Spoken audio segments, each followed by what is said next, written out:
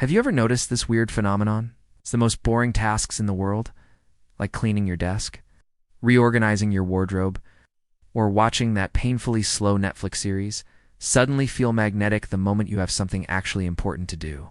You've had a whole week to work on that submission. Nothing. Zero motivation. But on the night before the deadline, your brain suddenly goes, "Let's dust the bookshelf. That seems urgent." Why does this happen?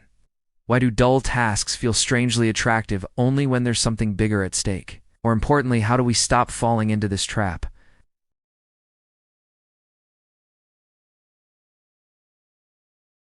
The psychology of the procrastination swap. This happens because procrastination isn't about doing nothing. It's about doing something easier. Your brain looks at the big, important task, studying for the exam, writing the report, finishing the project, and instantly feels pressure. What if I fail? What if I don't finish? What if it's not good enough? That's risk. That's emotional discomfort. So the brain gets clever. It says, okay, let's be productive. No, just not on the scary thing. That's why cleaning, organizing, even answering emails feels fun. You're not being lazy. You're being strategically busy. It's called productive procrastination. Your brain loves it because it tricks you. You feel active, you feel accomplished.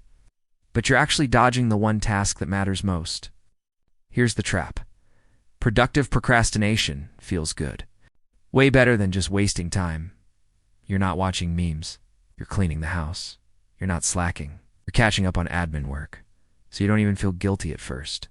You convince yourself, at least I'm doing something useful. But deep down you know the truth. All those little tasks are just camouflage. And when the deadline arrives, you realize the desk is spotless. The wardrobe looks like Pinterest, but the actual work? Still untouched. This is why procrastination is so sneaky. It lets you borrow satisfaction from the wrong things while the important thing remains undone. Breaking the cycle. Solutions. So how do you escape this? How do you stop mistaking fake productivity for progress? 1. Name the priority. Each day, ask, if I only finish one thing today, what must it be? Write it down. Circle it. Everything else is secondary. That one task becomes the anchor. If it's done, the day counts as progress.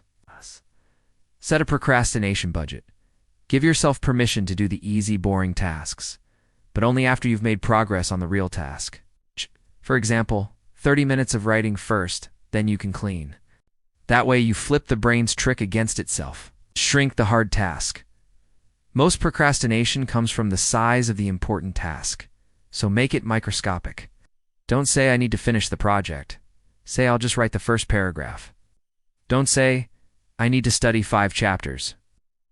Say I'll just read 2 pages. Once you start, momentum does the rest. Time block the distractions.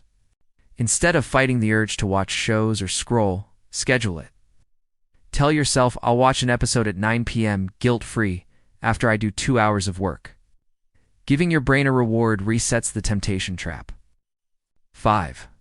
Make avoidance visible. Every time you procrastinate with a productive task, write it down in a notebook. What was I avoiding? What did I do instead? You'll start to see the pattern. Awareness kills the illusion. Here's the uncomfortable truth. We procrastinate not because tasks are hard, but because they threaten our self-image. Studying might prove we're not smart enough. Writing might prove we're not talented enough. Submitting the project might invite criticism. So instead, we clean. We organize. We binge watch. We distract ourselves with tasks that can't reject us.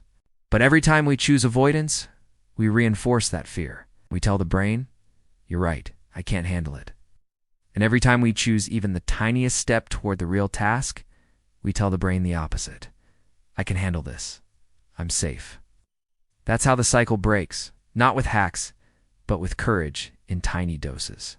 So the next time you catch yourself reorganizing your desk at midnight before an exam, pause and ask, what am I really avoiding? Do the smallest slice of that important task first. Even 5 minutes, because once you face the real thing, all the fake fun distractions lose their magic. Remember, cleaning your desk won't change your life. Facing your priorities will. And that's the real solution to procrastination.